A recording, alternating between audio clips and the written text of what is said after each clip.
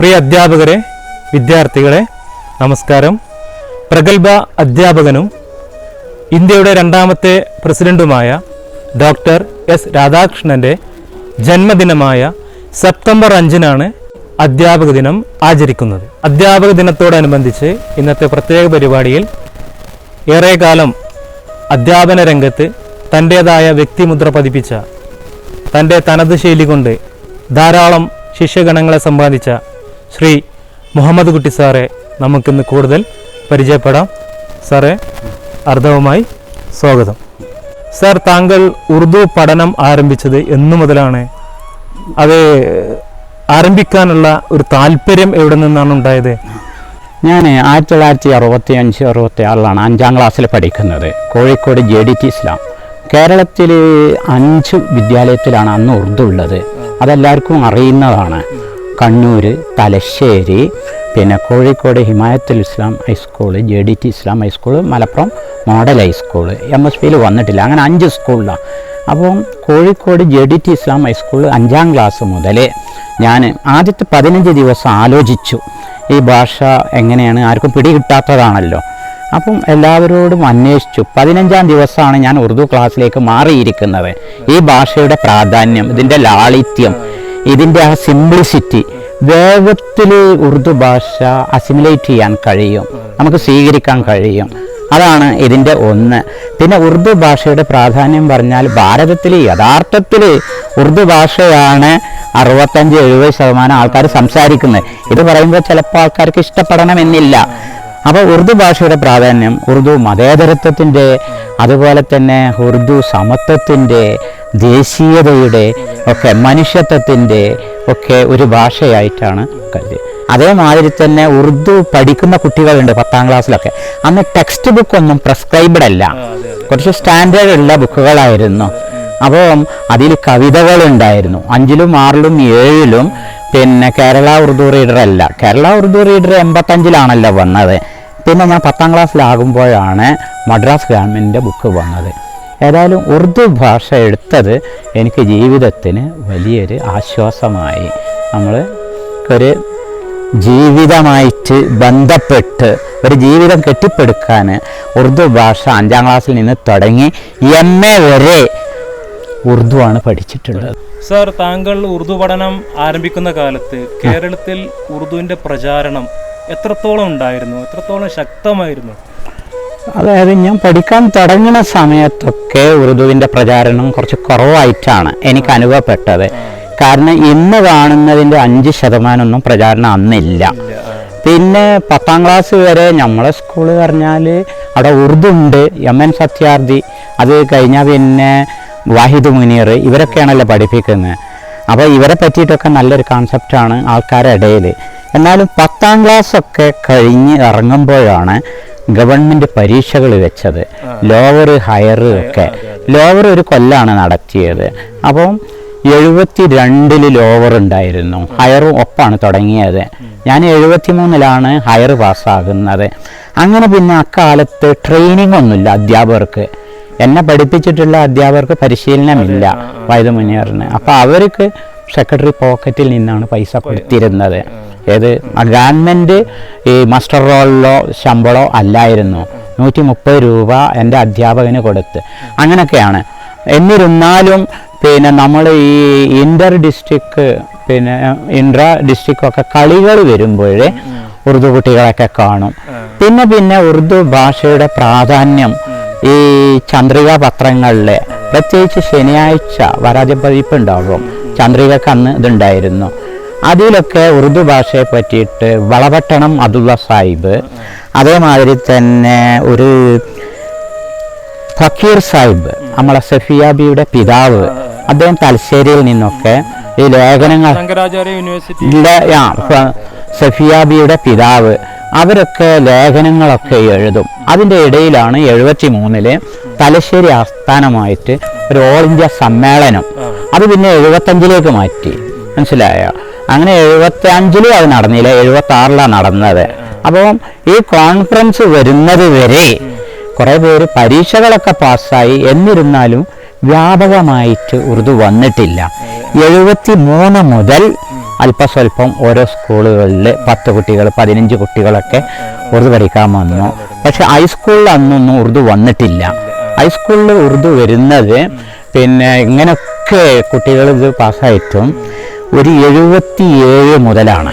വെറും ഉറുദു ഹയർമൽ ഹൈസ്കൂളിൽ പഠിപ്പിച്ചിരുന്നു. കാരണം ഫൈനലൊന്നുമില്ല, മനസ്സിലായില്ലേ? അപ്പോൾ ആ കാലത്ത് നമ്മുടെ സെക്രട്ടറി, അന്നത്തെ JDT ഇസ്ലാം സെക്രട്ടറി ഉണ്ടായിരുന്നു അസ്ലം, അദ്ദേഹം കുറച്ചൊക്കെ ഉറുദു ഭാഷക്ക് അത് ഉറുദു പഠിക്കുന്നവർക്ക് പോക്കറ്റ് മണിയൊക്കെ കൊടുക്കുമായിരുന്നു.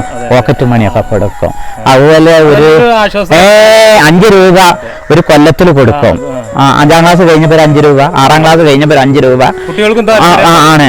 പിന്നെ ഉറുദു പുസ്തകങ്ങളൊക്കെ കൊടുക്കും. ഇല്ല, ഉറുദു പുസ്തകങ്ങളൊക്കെ കൊടുക്കും. കവിതകള്, കഥകളൊക്കെ അല്ലേ, വലിയ നമ്മളെ ഹാരീസ് ഉണ്ടല്ലോ, യക്ഷിക്കഥകൾ പോലല്ലേ, അങ്ങനത്തെ ഒക്കെ കൊടുക്കും. പിന്നെ ഇടക്ക് ഈ ടെക്സ്റ്റ് ബുക്കിന്റെ കൂടെ ഒരു നോൺ ഡീറ്റെയിൽഡ് ഉറുദു ബുക്ക് ഉണ്ടായിരുന്നു.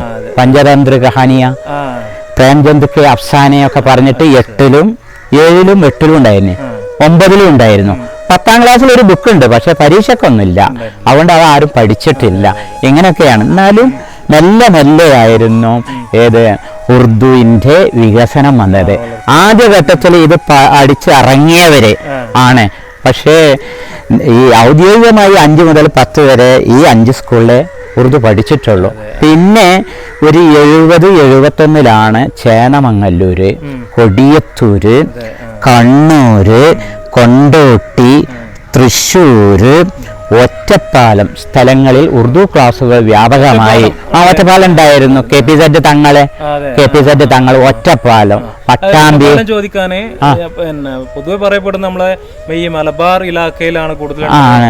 ഒറ്റപ്പാലത്ത് പട്ടാമ്പി ക്ലാസ് ഇട്ടിരുന്നു KPZ തങ്ങളെ. അങ്ങനെ പിന്നെ ആദ്യമായിട്ട് PSC വിളിച്ചത് 75ലാണ്. സ്റ്റേറ്റിൽ ആദ്യമായിട്ട് PSC വിളിച്ചത് 75ലാണ്. അങ്ങനെ മലപ്പുറത്ത് 42ഓളം പോസ്റ്റിൽ ഉറുദു അധ്യാപകർ കയറി.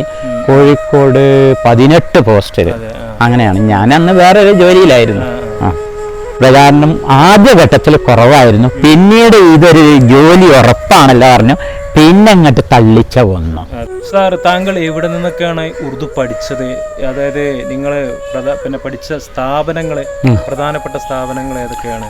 ഞാൻ പഠിച്ചത് ഇപ്പോൾ ഞാൻ പറഞ്ഞല്ലോ, 5 മുതൽ 10 വരെ JDT ഇസ്ലാം ഹൈസ്കൂള്. പിന്നെ ഞാൻ സ്വന്തമായിട്ടാണ് ഉറുദു ഹയർ 1973 പാസ്സാകുന്നത്. പ്രിലിമിനറി 1975 പാസ്സാകുന്ന യൂണിവേഴ്സിറ്റിയുടെ, കാലിക്കറ്റ് യൂണിവേഴ്സിറ്റിയുടെ. ഫൈനലും കാലിക്കറ്റ് യൂണിവേഴ്സിറ്റിയുടെ. BA ഉറുദു മൈസൂർ യൂണിവേഴ്സിറ്റിയിൽ. ഞാൻ ട്രിപ്പിൾ മെയിൻ ആണ്, 3 മെയിനാണ്, 24 പേപ്പറിലെ. BA Urdu, BA political science, BA history, 3 കൂടിയിട്ട്. അങ്ങനെയാണ്. പിന്നെ ഞാൻ ഈ ഓറിയന്റൽ ടൈറ്റിൽ നേരത്തെ പറഞ്ഞല്ലോ 77 ആദ്യത്തിൽ പാസ്സായി. അത് കഴിഞ്ഞപ്പോൾ ട്രെയിനിങ്ങിന് പോയി. അതിൻ്റെ ഇടയിൽ PSC 1ാം റാങ്ക് ആയിട്ട് കിട്ടി. PSC 1ാം റാങ്ക് ആയിട്ട് എനിക്ക് കിട്ടി. പൂക്കോട്ടൂർ ഹൈസ്കൂളിൽ. ഇവിടുന്ന് ഒരു 10 മിനിറ്റ് നടന്നാൽ മതി. സാറുടെ പ്രധാനപ്പെട്ട അധ്യാപകരുമായി ബന്ധപ്പെട്ടുള്ള ഓർമ്മകളൊക്കെ അതൊന്ന് പറയാമോ? എന്നെ പഠിപ്പിച്ചിട്ടുള്ള അധ്യാപകരെ, ഉറുദു അധ്യാപകരെ കാര്യങ്ങളാണ് നമ്മൾ പറയേണ്ടത്. അതിൽ എനിക്ക് ഇന്ത്യയിലും പാകിസ്ഥാനും അറിയപ്പെട്ടിരുന്ന എഴുത്തുകാരനായ സത്യാർത്ഥി, പുരോഗമന കലാസാഹിത്യത്തിന്റെ വലിയ JDTയിൽ MN സത്യാർത്ഥി. അത് കഴിഞ്ഞ് അദ്ദേഹം 7ാം ക്ലാസ്സിൽ ആയപ്പോഴേ അദ്ദേഹം പോയി, 7 അവസാനമായപ്പോൾ. പിന്നെ എനിക്ക് ഒരു മുഹമ്മദ് മുനീർ പറഞ്ഞിട്ടുള്ള ഒരാൾ ഒരു കൊല്ലം പഠിപ്പിച്ചിരുന്നു. അദ്ദേഹം തലശ്ശേരിയിൽ ഒരു റേഷനിങ് ഇൻസ്പെക്ടറെ ജോലി കിട്ടിപ്പോയി. അത് കഴിഞ്ഞിട്ടാണ് വാഹിദ് മുനീർ പറഞ്ഞിട്ട് പേര് കേട്ട നമ്മുടെ. ഇവരുമായി ബന്ധപ്പെട്ട എന്തെങ്കിലും ഒരു ഓർമ്മ സാറിന്റെ മനസ്സിൽ ഇപ്പോ? ഉണ്ട്. മുനീർ മാഷ് എന്നെ കൊണ്ട് കവിതകളൊക്കെ എപ്പോഴും ചെല്ലിപ്പിക്കും. പിന്നെ കൂടുതൽ ഏതെങ്കിലുമൊക്കെ പത്രങ്ങൾ തന്നിട്ട് അതൊക്കെ കൂടുതൽ വായിപ്പിക്കും. എന്നിട്ട് അതൊക്കെ ബോർഡിൽ എഴുതാനൊക്കെ പറയും. അതെനിക്ക് വലിയൊരു ഓർമ്മയാണ്. പിന്നെ വേറൊന്നുള്ളത്, ഞാൻ MES ഓഫീസിൽ വർക്ക് ചെയ്യുമ്പോൾ പരീക്ഷയ്ക്ക് പണമടക്കാൻ, ഉറുദു ഹയർ പരീക്ഷയ്ക്ക് മറ്റന്നാളാണ് ലാസ്റ്റ് ഡേറ്റ്, അതിന് 8 രൂപ അടക്കണം പറഞ്ഞു. ഞാൻ അടക്കണമെങ്കിൽ അടക്കാം, അത് വേണ്ട അറിഞ്ഞു. അപ്പോൾ മുനീർ മാഷ് MES ഓഫീസിൽ ഇങ്ങനെ വരും. അങ്ങനെ ഞാൻ പണം അടച്ചു. അദ്ദേഹത്തിൻ്റെ പ്രേരണ കൊണ്ടാണ് ഉറുദു ഹയർ പാസ്സായത്. MN സത്യാർത്ഥി പറഞ്ഞാൽ മൂപ്പർക്ക് ചില പ്രത്യേക സവിശേഷതകളുണ്ട്. സവിശേഷത പറഞ്ഞാൽ 26 ഭാഷകളിലുള്ള കഴിവാണ്. പ്രേംചന്ദിന്റെ ഒക്കെ വെള്ളം പോലെയാണ്. ബംഗാളി സാഹിത്യകാരന്മാരുടെ ഒക്കെ സാഹിത്യ രേഖകളും ഒക്കെ പറയും. വളരെ വെള്ളം പോലെയാണ്. സിന്ധി ഭാഷയിൽ നല്ല കഴിവായിരുന്നു അദ്ദേഹം. ഖുർആൻ നന്നായിട്ട് ഓതും, അതിൻ്റെ ആശയങ്ങൾ അറിയും MN സത്യാർത്ഥി. പക്ഷെ പുരോഗമന കലാ സാഹിത്യവുമായിട്ട് പണ്ഡിതനാണ്. ഇങ്ങനെ 10ാം ക്ലാസ് കഴിഞ്ഞ ശേഷം പിന്നെ ഞാൻ 2-3 പരീക്ഷകൾ സ്വന്തമായിട്ടാണ്. പിന്നെ മലപ്പുറത്ത് ലാംഗ്വേജ് ടീച്ചർ ട്രെയിനിങ് പറഞ്ഞാൽ ഒരു നമ്പ്യാരുണ്ടായിരുന്നു, ഒരു PK ജനാർദ്ദനൻ നമ്പ്യാർ. അയാൾ ഡീവായിട്ടാണ് തോന്നുന്നു റിട്ടയർ ചെയ്ത്. അദ്ദേഹം ഉറുദുവിൻ്റെ വലിയൊരാളായിരുന്നു, ആഷിഖായിരുന്നു. അദ്ദേഹം ഉറുദു ഭാഷയുടെ പ്രാധാന്യം മറ്റുള്ളത്. പിന്നെ നമ്മുടെ സർവർ സാർ ഉണ്ടല്ലോ, സർവർ സാറ് മലപ്പുറത്തുണ്ടായിന്, അദ്ദേഹവും അദ്ദേഹത്തിൻ്റെ ക്ലാസ്സുകളൊക്കെ. സർവർ നമ്മുടെ കോൺഫറൻസിലാണ് അധികം വന്നിട്ടുള്ളത്. 2 കോൺഫറൻസാണ്. ഒന്ന് കോഴിക്കോട് അഞ്ചുമൻ തർക്കി ഉറുദു നമ്മൾ 2ാമത് കേരള ശാഖ രൂപീകരിച്ച് 1991 ആ സമയത്ത് അദ്ദേഹമായിരുന്നു പിന്നെ അതിൻ്റെ സ്വാഗതം പറഞ്ഞിരുന്നതും. അതിൻ്റെ ഒരു പ്രധാനപ്പെട്ട വ്യക്തി. പിന്നെ വേറൊന്നുള്ളത് മലപ്പുറം ഗവർണർ സാഹിബ് അന്ന് ഈ പരിപാടി അവതരിപ്പിക്കാൻ വരുമ്പോൾ ഈ കവിത ആലാപനം ഉണ്ടായിട്ടുണ്ട്. ഞാൻ പറയുന്നു കശ്മീറാണ് കേരളത്തെക്കാൾ മോടിയുള്ള നല്ല സ്ഥലം എന്നൊക്കെ പറഞ്ഞിട്ടുള്ള കവിതകളുണ്ടല്ലോ അദ്ദേഹത്തിന്റെ കവിതകള്, റുബായികള് 2-3 സിദി സായിനെ പറ്റിയിട്ടൊക്കെ അദ്ദേഹം അവതരിപ്പിച്ചത് അതൊക്കെ ഇപ്പോൾ ഓർമ്മ വരുന്നു. പിന്നല്ല ഞങ്ങള് ഒരേ സ്റ്റേജില് ഗവൺമെന്റ് കോളേജ് മലപ്പുറം അവിടെ 1984 ഓൾ ഇന്ത്യ പിന്നെ യൂണിവേഴ്സിറ്റി ആൻഡ് കോളേജ് അധ്യാപകരുടെ ഒരു കോൺഫറൻസ് ഉണ്ടായിരുന്നു. അവിടെ അദ്ദേഹത്തിൻ്റെ സാന്നിധ്യം അതാണ്. എല്ലാ പ്രൊഫസർമാരുമായിട്ടും ഒക്കെ നമ്മളെല്ലാവരും, ഞാൻ മൊയ്തീൻകുട്ടി മാസ്റ്റർ, NMK അബൂബക്കർ, ഞങ്ങളൊക്കെ ബന്ധപ്പെട്ടത് അങ്ങനെ. പിന്നെ സമയം മലപ്പുറം ഗവൺമെൻറ് കോളേജിലെ സാക്കിബ് നമുക്കൊരുപാട് ഉപകാരം ചെയ്ത ആളാണ്. പിന്നെ മൈസൂർ യൂണിവേഴ്സിറ്റിയിൽ വിവേക് ഉറുദുവിന് പഠിപ്പിക്കുക ജാനറ ബീഗം, മസൂദ് സിറാജ്. അതേമാതിരി തന്നെ അവിടെ ഒരു പിന്നെ മീർ മഹ്മൂദ് ഹുസൈൻ എന്ന് പറഞ്ഞിട്ടൊരു വ്യക്തി. ഇങ്ങനെ കുറച്ച് വ്യക്തികൾ ഉറുദുവിന്.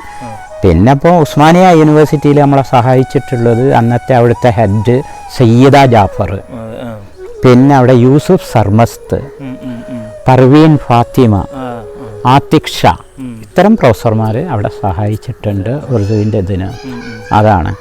പിന്നെ ഇപ്പം ഞാൻ B.Ed എടുത്തപ്പോൾ വലിയ വലിയ അധ്യാപകരായിരുന്നു B.Ed-നും M.Ed-നും പഠിപ്പിച്ചിരുന്നത്. B.Ed-നും M.Ed-നൊക്കെ ഔദ്യോഗിക പദവികളാണ് സർവീസിലായിരിക്കുമ്പോൾ. ഞാൻ 77-ലാണ് പിന്നെ ജൂനിയർ ഉറുദു ടീച്ചർ എന്ന നിലയിൽ പൂക്കോട്ടൂർ ഹൈസ്കൂളിൽ ജോലിയിൽ കയറുന്നത്. അങ്ങനെ അവിടെ 8 മാസം കഴിഞ്ഞപ്പോഴേക്ക് ഞാൻ ട്രെയിനിങ്ങിന് പോയി. Language teacher training, diploma in language training, അതിന് പോയി. അത് കഴിഞ്ഞ് ഒരു 3 മാസം കഴിഞ്ഞപ്പോഴേക്ക് ആ LTTക്ക് പഠിപ്പിക്കുന്ന അധ്യാപകനായിട്ട് എനിക്ക് പ്രൊമോഷൻ കിട്ടി. അതിന് പറയുക LTT ഇൻസ്ട്രക്ടർ എന്നാണ് അന്ന് പറയുക. പിന്നീട് അത് അധ്യാപകരെ പഠിപ്പിക്കുന്ന B.Ed ലെവലിലൊക്കെ അധ്യാപകരുണ്ടല്ലോ, അങ്ങനെ അതിന് പഠിപ്പിക്കുന്ന അധ്യാപകരായിട്ട് മലപ്പുറത്ത് എനിക്ക് 6/10/79 ഞാൻ 6/10/79 അന്ന് ഞാൻ ചേരുമ്പോൾ ഉറുദുവിലുള്ളവരൊക്കെ എന്നെക്കാൾ കൂടുതൽ പ്രായമുള്ളവരാ. കാരണം ഹൈസ്കൂളിലെ അൺട്രെയിൻഡ് ടീച്ചേഴ്സിന് അധികവും 1-2 ട്രെയിനിങ്ങിന് അവരെ വിട്ടതാണ്. അതിപ്പോ ഒരുപാട് പേരുണ്ട്, മനസ്സിലായില്ലേ? അപ്പൊ എന്നെക്കാൾ പ്രായം കൂടിയവരായിരുന്നു, ഞാൻ പ്രായം കുറഞ്ഞവരായിരുന്നു. അറബിക്ക് പ്രായം കൂടിയ വിദ്യാർത്ഥികൾ ശിഷ്യന്മാരൊക്കെ ഉണ്ട്.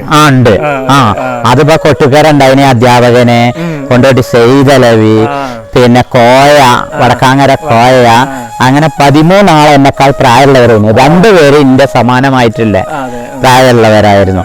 അതാണ് പിന്നെ ഇതിന്റെ 2ാമത്തെ ഇത്. അങ്ങനെ ഞാൻ അവിടെ ഉറുദു 3 അവറാണ് രാവിലെ ക്ലാസ് ഉണ്ടാകുക.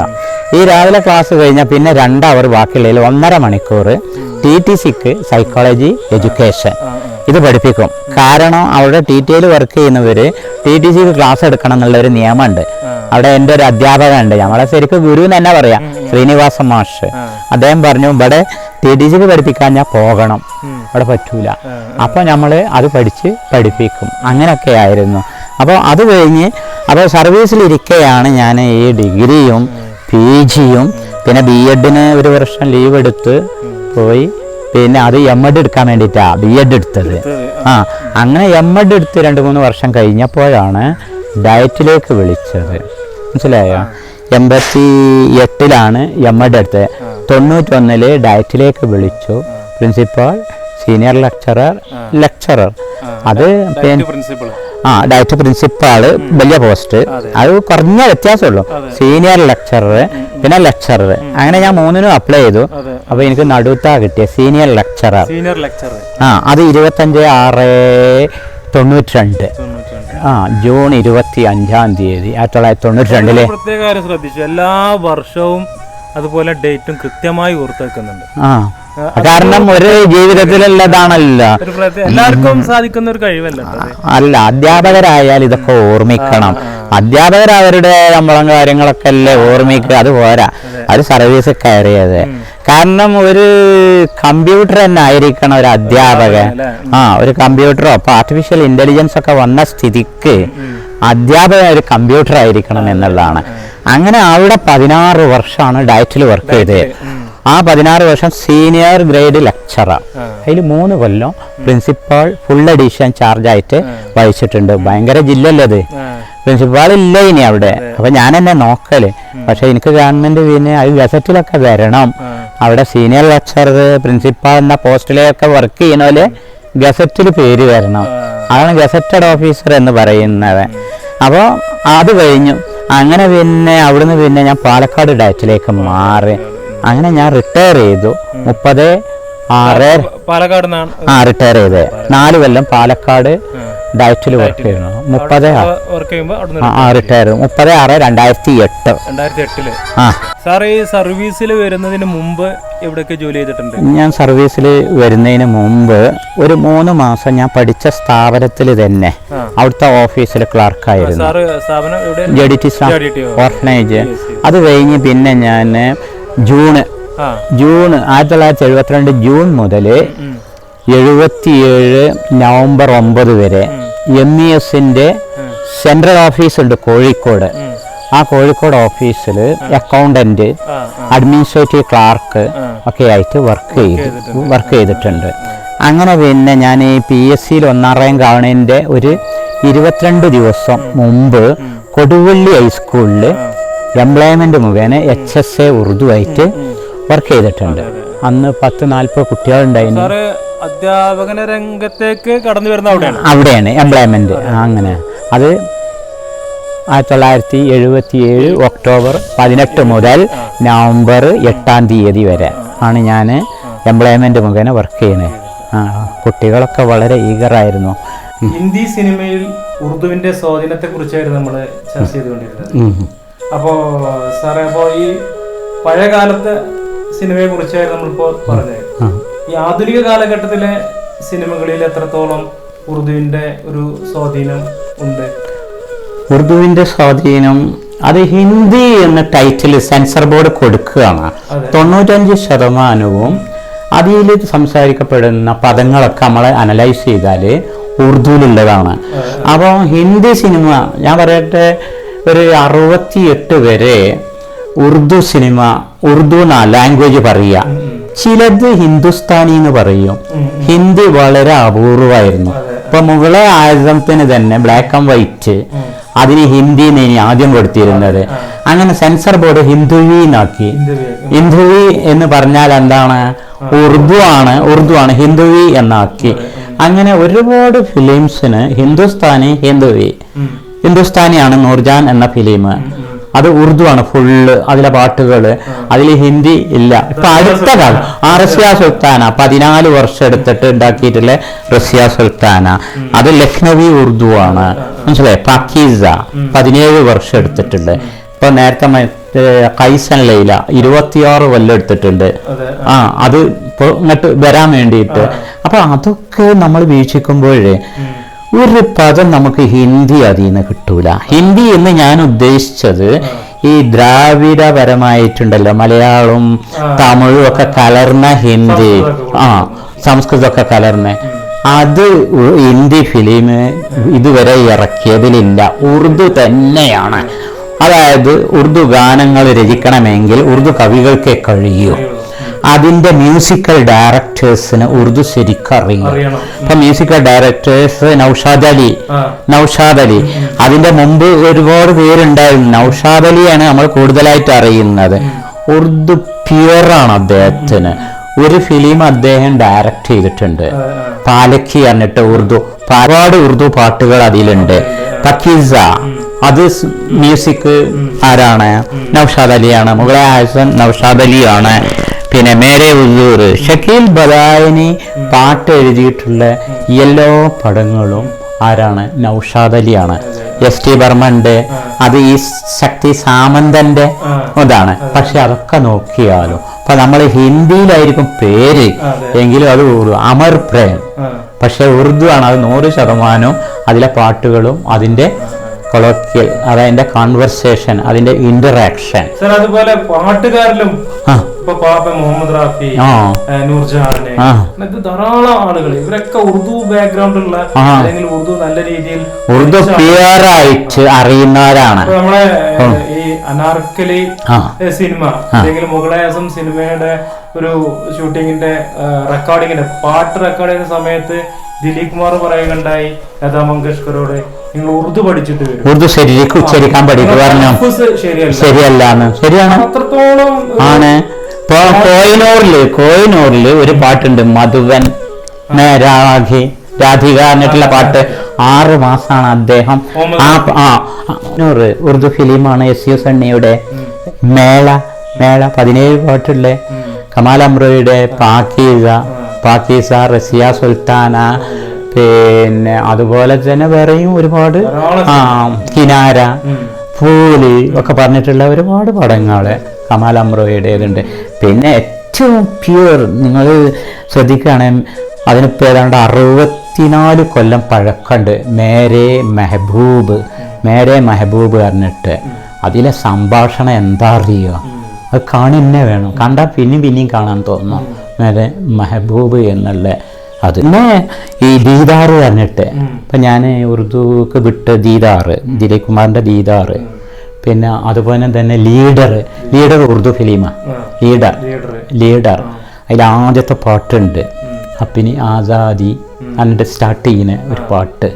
അങ്ങനെയാണ്. പിന്നെ ചിലതൊക്കെ ഫിലിമിന് പാട്ടുകൾ എടുത്താലും സിനിമകളില് ധാരാളം ദേശഭക്തി ഗാനങ്ങളുണ്ടായിരുന്നു ഉറുദു കവികളെ. അപ്പോ അതുണ്ട്. അതിപ്പോ ഞാൻ പറഞ്ഞില്ലേ, ലീഡർ അറിഞ്ഞതിലെ 2 പാട്ട്, ഗുലിസ്ഥാൻ അമാര അറിഞ്ഞതിലെ 3 പാട്ട്. പിന്നെ അതേമാതിരി ഹക്കീക്കത്ത് ഇപ്പൊ കളറ് ചെയ്തിട്ടുണ്ട്. ഹക്കീക്കത്ത് അത് ഇന്ത്യ ചൈന വാറാണ്, അതുണ്ട്. പിന്നെ മാതിരി തന്നെ ഹുമാർ ബാരാബങ്കി വലിയൊരു പാട്ടുകാരൻ, ഈ പാട്ട് എഴുതുന്ന ആളായിരുന്നു ഹുമാർ ബാരാബങ്കി. ലക്നൌവിലുള്ളതാണ്. അദ്ദേഹം എഴുതിയ പാട്ടുകൾക്ക് ഭയങ്കര വീര്യാണ്. നമ്മളിപ്പോൾ ഇവിടെ പാട്ട് എഴുതുന്നത് ഷക്കീൽ ബദാനി, സായർ ലൂധിയാൻബി, പിന്നെ സമീർ, ഇങ്ങനെയുള്ളവരല്ലേ. പക്ഷെ ഹുമാർ ബാരാബങ്കി നമ്മൾ ആരും അറിയാത്ത പാട്ടുകാരാണ്. പിന്നെ ആർജു ലഖ്നവി അദ്ദേഹത്തിൻ്റെ ഒക്കെ പാട്ടുകൾ ഭയങ്കര. അപ്പം ഇതൊക്കെ തന്നെയാണ്. പിന്നെ കിഷോർ കുമാറും ഉണ്ട് നല്ല സ്റ്റൈലിലൊക്കെ പാടുന്നത്. സാറേ, ഉറുദു പ്രചാരണത്തില് നിങ്ങൾ നൽകിയ സംഭാവനകള് അതൊന്ന് പിന്നെ പറയാമോ? ഞാൻ ഉറുദു പിന്നെ KUTA വരുന്നതിന് മുമ്പ് KUPA ആണ്, കേരള ഉറുദു പണ്ഡിറ്റ്സ് അസോസിയേഷൻ. അത് ഈ തലമുറയിൽപ്പെട്ട അധികം ആളുകൾക്ക് അറിയില്ല. KUPA Kerala Urdu pundits association. അപ്പൊ മുമ്പ് കൊല്ലത്താണ് KUPA നമ്മൾ ഉണ്ടായിട്ടുള്ളൂ, എക്സിസ്റ്റ് ചെയ്തിട്ടുള്ളൂ. അത് പിന്നെ KUTA ആയി. അപ്പോൾ ഞാൻ ഔട്ടായി. കാരണം ഞാൻ 77 ഉറുദു അധ്യാപകനാകുന്നത്. ഒരു 2-3 കൊല്ലം KUT ആയപ്പോൾ എനിക്ക് അതിൽ മെമ്പർ ആകാൻ കഴിഞ്ഞില്ല. പിന്നെ 77 ഈ KUTയിൽ ആദ്യമായിട്ട് ഭരണഘടന എഴുതിയത് ഞാനും ഗഫൂർ മാഷുമാണ്. KUTന്റെ ഭരണഘടന എഴുതിയത്. അത് 1980 സമരസമിതി ജോയിന്റ് കൺവീനർ ആയിരുന്നു ഞാൻ. അതായത് ഉറുദു, അറബിക്, പിന്നെന്താണ് തമിഴ്, കന്നഡ, സംസ്കൃതം ഇങ്ങനത്തെ അധ്യാപകർക്ക് 3 ഇഷൻ വേണം. TION 3 TION വേണം. അല്ലാഞ്ഞാൽ അവരെ പോസ്റ്റൊക്കെ പോകും. 1 ഡിക്ലറേഷൻ, ക്വാളിഫിക്കേഷൻ, അക്കമഡേഷൻ, 3 അത് 1980. എന്നിട്ട് സെക്രട്ടേറിയറ്റ് പഠിക്കൽ നമ്മളെല്ലാവരും സത്യാഗ്രഹം ഇരുന്നു, സമരം. അതിന് അന്നത്തെ ജനറൽ സെക്രട്ടറി ആയിരുന്നു കൺവീനർ. മൊയ്തീൻകുട്ടി മാഷ് എന്തോ അതിന്റെ വലിയ ആളായിരുന്നു, ചെയർമാൻ ആയിരുന്നു. ഞാൻ ജോയിന്റ് കൺവീനർ ആയിരുന്നു. ഞങ്ങളെല്ലാവരും തിരുവനന്തപുരത്ത് പറഞ്ഞ സമയത്ത് സെക്രട്ടേറിയറ്റ് ഇതായി. അങ്ങനെ 3-ാം ദിവസം ഈ 3 ഇഷ്യൻ ഒഴിവാക്കി. സാറേ, ഉറുദു സെന്ററുമായി ബന്ധപ്പെട്ടുള്ള താങ്കളുടെ പ്രവർത്തനങ്ങളെ അതിൽ സാറിന്റെ ഒരു കാഴ്ചപ്പാട്? അപ്പോൾ അതിന് ആദ്യം അതിൻ്റെ ഒരു അഡ്മിനി ഉണ്ടാവുമല്ലോ, അതിൻ്റെ ഒരു ട്രസ്റ്റി കള്ളിയത്ത് അബ്ദുറഹ്മാൻ കുട്ടിയാണ്. പിന്നെ ഗഫൂർ മാഷ് അതിൻ്റെ 2ാമത്തെ ആളാണ്. അങ്ങനെ 12 പേരാണ് നമ്മൾ. അപ്പം അതിനാദ്യം 10,000 രൂപ മുടക്കി. പിന്നെ നമ്മൾ ഒരു 5 ലക്ഷം ഉറുപ്പ്യ നമുക്ക് ഉണ്ടാക്കണം. എന്നിട്ട് കുറച്ച് സ്ഥലം കോഴിക്കോട് വാങ്ങണം എന്നൊക്കെയുള്ള നല്ല പദ്ധതിയിൽ വന്നു. അങ്ങനെ പിന്നെ കള്ളിയത്ത് അത് കഴിഞ്ഞ് പിന്നെ ഒരു മാസം കഴിഞ്ഞപ്പോഴേക്ക് നമ്മളൊക്കെ ഈ പറഞ്ഞ സംഖ്യയൊക്കെ കൊടുത്തു.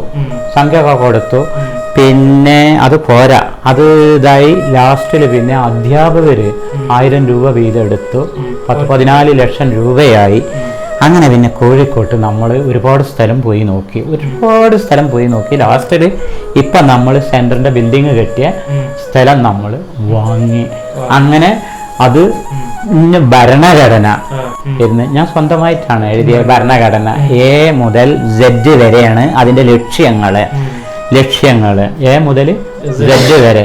അത് ട്രസ്റ്റ് ആയതുകൊണ്ട് ഉള്ളിലൊരു സന്തോഷം. കാരണം ആർക്കും കൊണ്ടുപോകാൻ കഴിയില്ല. ഏതായാലും ട്രസ്റ്റിന് ഇപ്പൊ ബിൽഡിംഗ് ആയി. ഇനി നമുക്ക് അതിന്റെ പ്രവർത്തനങ്ങള്. അപ്പൊ ഭരണഘടന പറഞ്ഞാൽ ഉറുദുവിന്റെ വികസനമാണ്, ഉറുദു അധ്യാപകരുടെ വികസനമാണ്, ഉറുദു പ്രേമികളുടെ ഇഷ്ടം അത് പൂർത്തീകരിക്കലാണ്. അങ്ങനെ ഉറുദു ഭാഷയെ ദേശീയോദ്ഗ്രഥനത്തിനും അതുപോലെ മതേതരത്വത്തിനും സമത്വത്തിനും സാമൂഹികമായ വികസനത്തിനും ഉതകുന്ന ഒരു ടൂളായിട്ട് മാറ്റുന്ന ഒരു ലക്ഷ്യമാണ് ഭരണഘടന. എല്ലാവരും വായിച്ചിരിക്കണമെന്നുള്ളതാണ്. ഇത് ഉറുദു പ്രേമികളുടെ സംഘടനയായിട്ടാണ് ഞാൻ ഇന്നും പറയുന്നത്. അല്ല ഒരു ഈ ട്രസ്റ്റ് അംഗങ്ങളുടേതോ ഉറുദു അധ്യാപക ഉറുദു പ്രേമികളുടെ, കേരളത്തിലെ ഉറുദു പ്രേമികളുടെ ഒരു ട്രസ്റ്റാണ് Kerala Urdu centre charitable trust. Sir, സാഹിത്യ രംഗത്തും അതുപോലെ അക്കാദമിക രംഗത്തും എഴുത്ത് മേഖലയിലും താങ്കൾ നടത്തിയ സേവനങ്ങൾ? കാര്യമായിട്ട് നമുക്ക് ഉറുദുവിനൊരു ജിഹ ഉണ്ടല്ലോ, ബുള്ളറ്റിനിൽ ഒരു ലേഖനം നിർബന്ധമാണ്. അപ്പോൾ 21ഓളം ലേഖനങ്ങൾ കൊടുത്തിട്ടുണ്ട്. ഇതുവരെ ഇറങ്ങാത്ത ലേഖനങ്ങൾ പറഞ്ഞാൽ ആരും എഴുതാത്ത ലേഖനം മസ്തിഷ്കാധിഷ്ഠിത വിദ്യാഭ്യാസം വായിച്ചിട്ടുണ്ടോ അറിയില്ല. മൂല്യാധിഷ്ഠിത വിദ്യാഭ്യാസം, പഠന നേട്ടങ്ങൾ. നമ്മളെ ഹാൻഡ് ബുക്കിലൊക്കെ ഇല്ല, ഒരു ചെറിയ പാരഗ്രാഫ് ഉള്ളൂ പഠന നേട്ടങ്ങൾ.